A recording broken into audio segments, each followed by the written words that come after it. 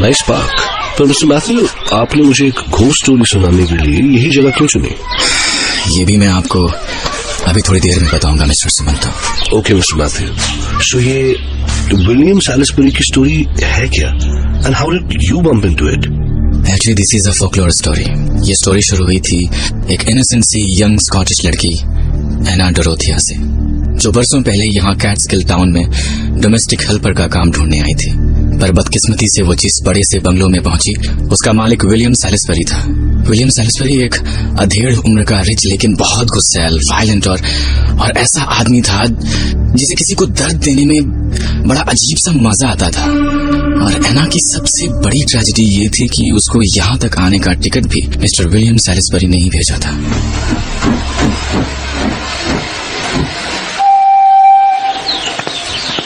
Wow, such a nice town. Hey, do you know Mr. William Salisbury's house? Yes, उनको कौन नहीं जानता। आप उनकी गेस्ट एना डोरोथिया है ना?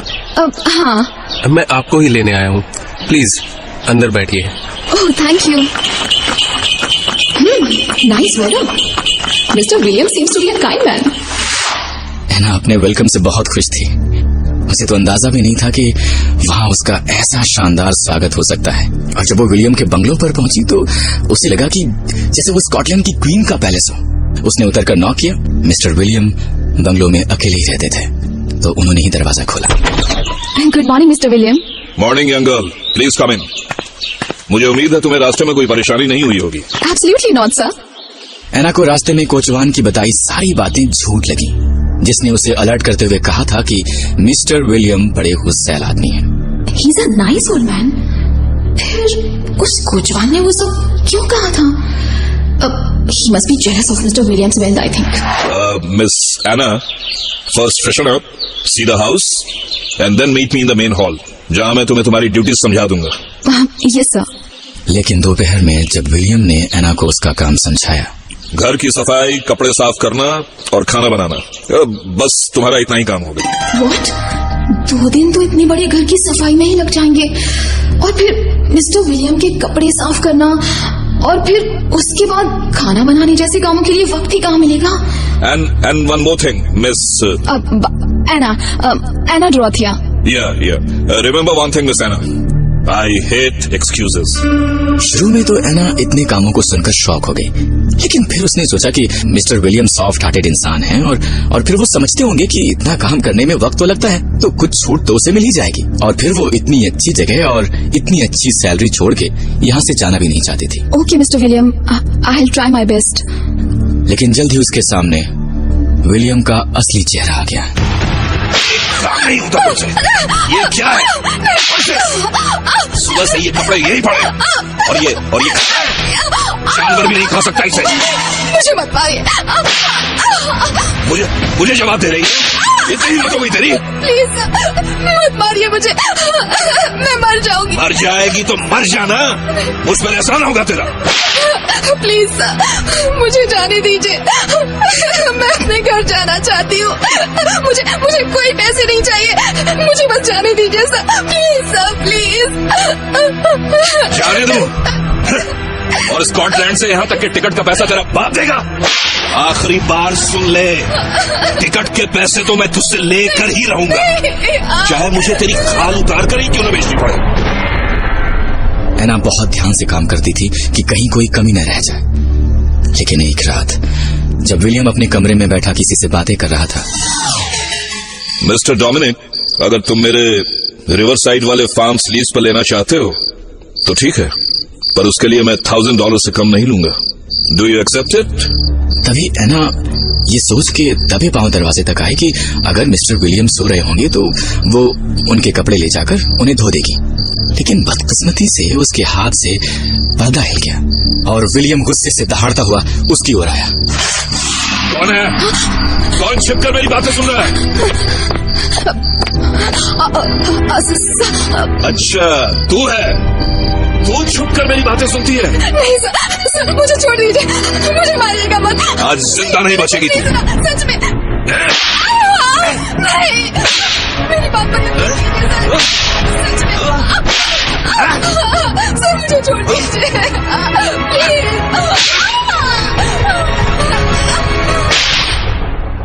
कुछ देर बाद जब विलियम मार मार के थक गया तो मासूम एना के सारे बदन पर बने घावों से खून छलक आया था।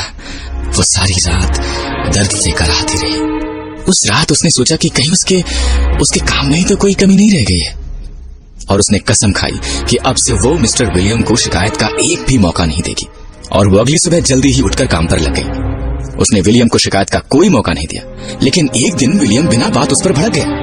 ए लड़की, इधर आ। अब जी कुछ दिनों से सारा काम पूरा कैसे हो जाता है और बिल्कुल ठीक ठाक?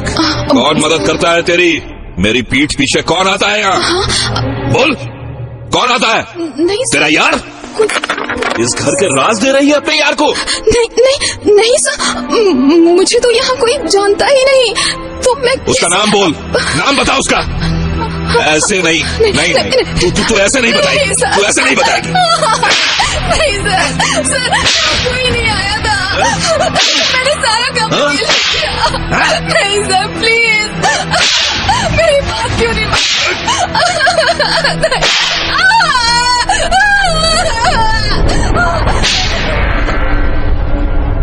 उसने मार मार के एना की खाल उधेड़ दी।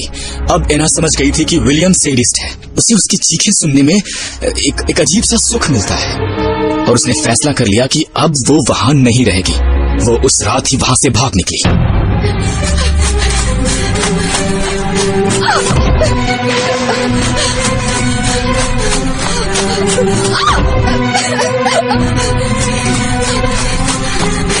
लेकिन अचानक विलियम की नींद खुली तो उसने देखा कि एना वहां पर है ही नहीं।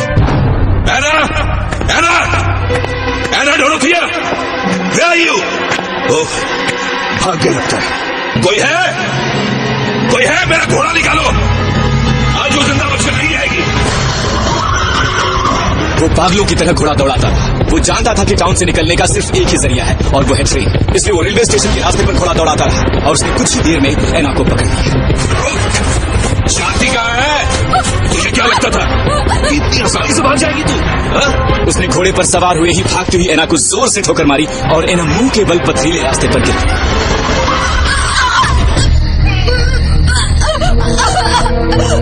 इसके बाद वो जंगलियों की तरह एना पर टूट पड़ा। ये ले, फिर से भागेगी तू? फिर से भागेगी? रुक, आज मैं तेरा वो हाल करूंगा कि तू भागना तो क्या, तू अपने पैरों पे चलने लायक नहीं रहेगी। भागेगी तू? विलियम ने कुछ ही देर में उसे मार मार के अधमरा कर दिया, पर उसका मन इतने से ही नहीं भरा। उसने एना को एक रस्सी से बांधा और रस्सी का दूसरा सिरा अपने हाथ में लेकर घोड़ा दौड़ाता हुआ अपनी बंगलों की ओर घसीटने लगा। और भागना चाह रही?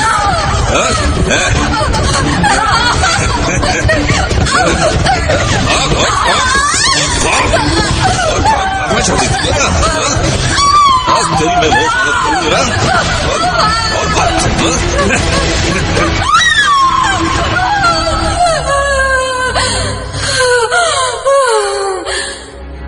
और और जब विलियम अपने बंगलों पर पहुंचा तो उसके हाथ में बंधी रस्सी में एना के मांस के लोथड़े ही बचे थे।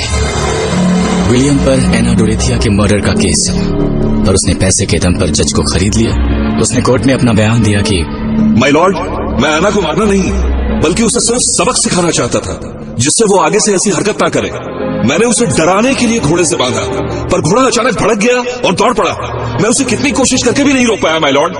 जज ने उसे अनचाहे की हुई हत्या का दोषी माना और 99 इयर्स की एज पर पहुंचने पर फांसी दिए जाने का आदेश दिया, और ये भी आदेश दिया कि जब तक वो 99 इयर्स का नहीं होता उसे अपने अपराध का एहसास दिलाने के लिए 24 घंटे उसे अपने गले में एक फंदा लटका कर रखना था, जो उसके अपराध का एहसास करवाता रहे। विलियम इस फैसले से बहुत खुश था, पर जब भी उसके पड़ोसी उसे फंदा लटकाए हुए देखते तो उन्हें एना की यातनाएं याद आ जाती और वो उसे कोसते, उस पर थूकते।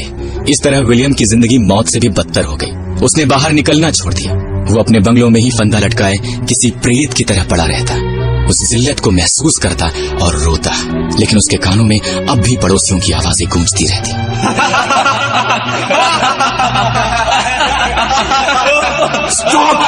Stop it! Stop laughing at me! Why are you laughing at me?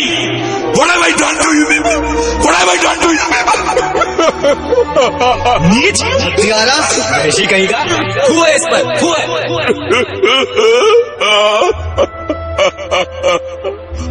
और एक रात पागल होकर उसने खुद को अपने ही गले में पड़े फंदे से लटका लिया।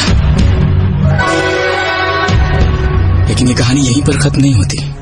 उसके बरसों बाद आज भी वो कुछ लोगों को गले में फंदा लटकाए दिख जाता है और कहते हैं कि उसको देखने वाले भी खुद को फांसी लगा लेते हैं। Really horrifying. पर मिस्टर मैथ्यू, आपने अभी तक ये नहीं बताया कि ये सब बताने के लिए मुझे आप पार्क में क्यों लेके आए?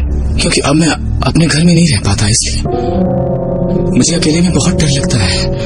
जब से मैंने उसे देखा है तब से। किसे? विलियम सैलिसबरी को। Matthew, Matthew, Matthew. कौन है? कौन है? Matthew, get up, Mr. Matthew. No! Get up. I said get up. You have to hang yourself. No! No! No! No! I won't! I won't! I won't! You will, Mr. Matthew. You will. Find the rope and tie the noose. The way I did it. Tie the noose, Mr. Matthew. Tie the noose.